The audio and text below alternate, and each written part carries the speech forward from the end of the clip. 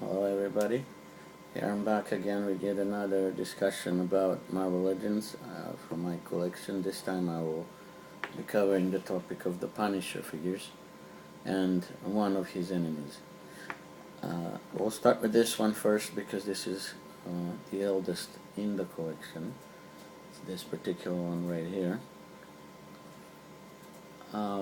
This Punisher came in the toybiz Marvel Legends, and he came with about a few weapons such as this M16 assault rifle, and he also came with a handgun, which I usually don't display here, and he has the typical articulation for that time period. That he can do a split, move his leg forward about this much, can move the head left and right, down, and not as much up because of the way the neck was designed. And he has articulation in his hands as well. This kind of thing does not exist in the modern Marvel Legends because the articulation was taken out of the hands and distributed elsewhere. But he has a bit of a problem holding on to his guns because sometimes they're just feeling a bit loose due to the fact that the fingers have articulation and the hand itself. But if you adjust it a bit, or maybe even put a sort of a see-through rubber around it, then it will probably hold it without being able to constantly fall out of his hands.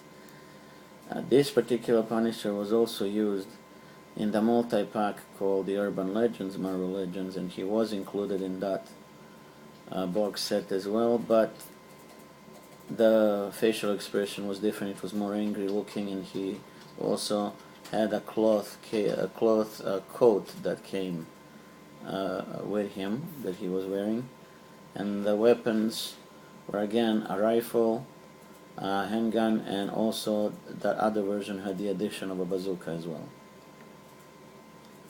So this would be the eldest version I have at this point in time from Marvel Legends toybiz. The next one that came after that was part of a face-off Marvel Legends that I already mentioned in one of my previous videos. It was where they pack a famous protagonist with his most known antagonist. In this case it would be Punisher versus his enemy called the Jigsaw. About Jigsaw a little bit later. Let's focus on Punisher for the moment. He came with a bunch of weapons. He came with a gun that is stored in this holster on the right leg. It can be taken out, of course, and he came with a small knife that's stored on beside his left leg. He also came with a sniper rifle, which is this one right here. It's more of a sort of a sophisticated sniper rifle that also has the little legs to stabilize the shot. And he also came with this additional sniper rifle. Again, he has the articulation in his hands, arms, legs, and the head. And he came with his enemy, the Jigsaw, who is one of his most known enemies in the comics. And he also came with a stand that depicts a particular scene where the two of them were fighting in the comics. And the other thing that I could say about this one is that he has a much more interesting facial expression compared to the older one. And the older one, we can compare them side by side. Both of them have different sculpts and different bodies used for their molds, but each of them is sort of representing a slightly different version of Punisher, or if you could practically say that they are from different artists or based on different artist works. So there we go. We have the two Punishers from toybiz. The one on the right is from the early days, and this one was from later in the line, when some improvements were made in the sense of sculpting and similar things. So that would be the Toy Biz. Now, the enemy I mentioned earlier of Punisher is Jigsaw over here. Jigsaw, I only read one single comic book where he did appear. I didn't read every single story. He practically decided in the particular story that I read that he will wear the costume of Punisher, and he will hire a bunch of guys who would wear the same costume, and they would try to discredit Punisher and to have him killed as well while wearing his costume. So the Punisher went after them, and especially after Jigsaw, and he massacred Jigsaw. If I remember well, he may have killed him as well, but he did not let Jigsaw go unpunished. Why is he called Jigsaw? Due to the fact that Punisher sliced up his face as a punishment for his crimes against people. He came with this shotgun. He came with a handgun that goes into the holster on the right leg, and he also came with a knife, just like Punisher did, a very small knife. Aside from these, I believe he also came with one particular machine gun, which I may have misplaced, that's why I don't quite see it here. But just like Punisher, he did come with several accessories, meaning the weapons, which made him look more menacing that way. And aside from that, there will be one more Punisher to talk about in a minute. That would be a modern version of Punisher that's done by Hasbro these days, who has owned the license for making Marvel Legends. And that would be this particular Punisher that is considered a Walgreen exclusive, meaning Walgreen is a store in the United States, or a chain of stores, and they have gotten many of the newer Marvel Legends to sell them only at their store.